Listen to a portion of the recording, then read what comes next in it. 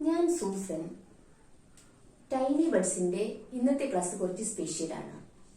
It is specially for people living outside Kerala.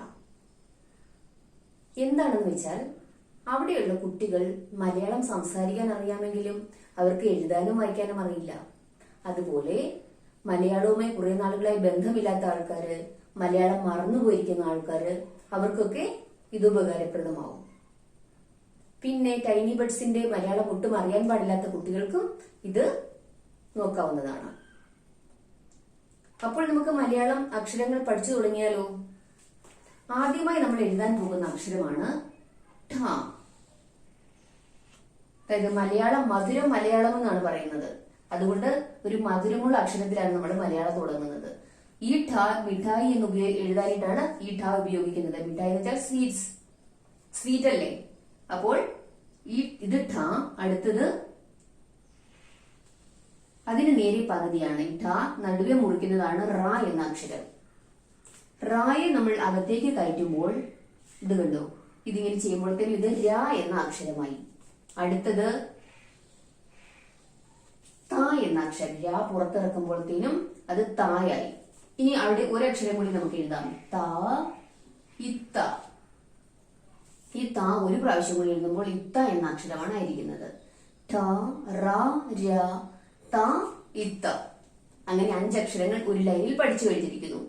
അടുത്തത് നമ്മൾ എഴുതുന്ന അക്ഷരം റാ തന്നെ ഒരു പ്രാവശ്യം കൂടി എഴുതുക. അപ്പോൾ ന എന്ന അക്ഷരമായിരിക്കുന്നു. ന ഒരു പ്രാവശ്യം കൂടി ഒരു റായും കൂടെ അവിടെ കൊടുക്കുമ്പോഴത്തേനും അത് ഇന്ന എന്ന അക്ഷരം ആണ് ആയിരിക്കുന്നത്. ഇനി വന്നു, നിന്നു എന്നൊക്കെ പറയണമെങ്കിൽ ഈ ഇന്നായാണ് നമ്മൾ ഉപയോഗിക്കുന്നത്. അതുപോലെ അടുത്ത അക്ഷരമാണ് റാ. എഴുതി ചെറുതായി നീട്ടി മുകളിലേക്ക് വരയ്ക്കുമ്പോൾ നമുക്ക് വ എന്ന അക്ഷരമാകും. അടുത്തത് ഇവിടെ ചെറുതായിട്ട് ഇങ്ങനെ ഒരു റൗണ്ട് ഇട്ട് വ എഴുതുമ്പോഴത്തേനും ഇത് ഖ എന്ന അക്ഷരമാണ്. നഖം എന്നെഴുതുന്ന ഖായാണിത്. അടുത്തതാണ് ദ എന്ന അക്ഷരം. ഇതാണ് ദ. അപ്പോൾ ധ, റ, ര, ത, ഇത്ത, ന, ഇന്ന, വ, ഖ, ദ. അങ്ങനെ 10 അക്ഷരങ്ങളാണ് ഇപ്പോൾ പഠിച്ചിരിക്കുന്നത്. അടുത്ത അക്ഷരം ന. എഴുതി ചെറുതായിട്ട് നീട്ടി വരച്ച് മുകളിലേക്ക് വെക്കുന്നതാണ് ഇമ്പ എന്ന അക്ഷരം. അടുത്തത് ബ. ഇവിടെ ചെറിയൊരു കുനിപ്പ് കൊടുത്തിട്ട് ഇമ്പ എന്ന് എഴുതുമ്പോഴത്തേനും ബ എന്ന അക്ഷരമാകും. ഇത് ഇമ്പ, ഇത് ബ.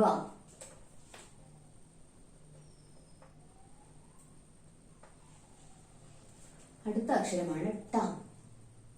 ട നിങ്ങൾക്ക് എല്ലാവർക്കും എഴുതാൻ അറിയാവുന്നതായിരിക്കും. അടുത്തത് പ. ചെറിയ ഒരു റാ എഴുതി നീട്ടി വരച്ചിട്ട് മുകളിലേക്ക് വെക്കുന്നതാണ് പ എന്ന അക്ഷരം. വലിയ റാ എഴുതി ചെറുതായിട്ട് മാത്രം നീട്ടിയിട്ട് മുകളിലേക്ക് വെക്കുന്നത് വായാണ്. ഇത് പ.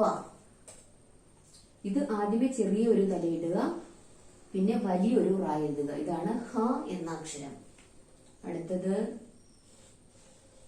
ഇത് അകത്തേക്ക് കയറ്റുമ്പോഴത്തേന് ഇത് ഭ എന്ന അക്ഷരമാകും. ഇത് പ, ഇത് ഹ, ഇത് ഭ.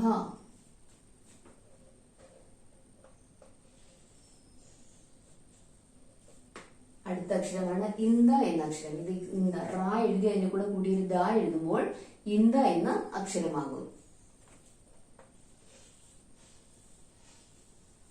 ഇത് ഞ എന്ന അക്ഷരമാണ്. ഞ ഒരു കെട്ടുപുള്ളി ഇട്ട് അതിന്റെ കൂടെ കൂട്ടി ത എഴുതുമ്പോൾ ഞ എന്ന അക്ഷരമാണ് ആകുന്നത്. അതുപോലെ തന്നെ കെട്ടുപുള്ളി ഇട്ട് അതിന്റെ കൂടെ കൂട്ടി ദ എഴുതുമ്പോൾ ങ എന്ന അക്ഷരമാകും. മിംബ, ബ, ത, പ, ഹ, ഭ, ഇന്ത, ഞ, ഇങ്ങ.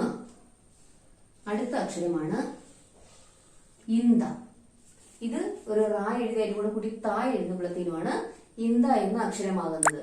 അപ്പോൾ ഇത് 10 അക്ഷരമാണ് ഇവിടെയുള്ളത്. അങ്ങനെ 20 അക്ഷരമാണ് ഇന്ന് നമ്മൾ പഠിച്ചിരിക്കുന്നത്. ഈ ഇന്ത എന്ന് പറഞ്ഞു കഴിഞ്ഞാൽ ചന്തം എന്ന് എഴുതാനാണ് ഈ ഇന്ത ഉപയോഗിക്കുന്നത്. ചന്തം എന്താണെന്ന് അറിയാമോ നിങ്ങൾക്ക്? യു ആർ ലുക്കിംഗ് ബ്യൂട്ടിഫുൾ എന്ന് പറയുന്നത് പോലെ നമ്മൾ മലയാളത്തിൽ പറയുന്നതാണ് എന്ത് ചന്തമാണ് നിന്നെ കാണാൻ. അതിനുവേണ്ടിയാണ് ആ ചന്തം എഴുതണമെങ്കിൽ ഈ ഇന്ദയാണ് വേണ്ടത്. അപ്പോൾ ഈ വീഡിയോ നിങ്ങൾക്ക് ഇഷ്ടമായെങ്കിൽ നിങ്ങൾ സബ്സ്ക്രൈബ് ചെയ്യാൻ മറക്കരുത്. ഇത് എന്താന്ന് വെച്ചാൽ ഇത് വെറുതെ കണ്ടുപോകരുത്, സബ്സ്ക്രൈബ് ചെയ്യണം. അതുപോലെ ഷെയർ ചെയ്യുകയും വേണം. നിങ്ങൾക്ക് അറിയാവുന്ന എല്ലാ ആൾക്കാർക്കും ഷെയർ ചെയ്യണം. അങ്ങനെ മലയാളം അറിയാവുന്നവരുടെ, എഴുതാനും വായിക്കാനും അറിയാവുന്നവരുടെ എണ്ണം വർദ്ധിക്കട്ടെ. എല്ലാവരും മലയാളം പഠിക്കട്ടെ. പിന്നെ ലൈക്ക് ചെയ്യാൻ മറക്കരുത്.